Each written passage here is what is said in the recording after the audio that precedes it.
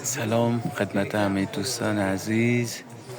دلم نیومد خلوتی رو برای شما هم در میون نذارم، اشتراک نذارم. ببینید وضع امروز بازار تهران رو، ببینید به چه حال روزی در اومده. این نشون میده که ما چقدر لحاظ اقتصادی ضعیف شدیم بعد از این جنگ 12 روزه و به کجا رسیدیم. بازاری که هر روز چند صد نفر در واقع بازدید کننده و خریدار داشت، این حال و روز این روزهای بازار ماست. دوست دارم هر روز این وضعیت رو به اشتراک بذارم که ببینید چه وضعیتی افتادیم. اینم بگم قصد من اصلا تخریب یا قصد سیاسی نیست، خدای نکرده که بخواد مشکلی برای کسی یا برای خودم ایجاد کنه. فقط میخوام ببینید حال و روز این روزهای مملکت.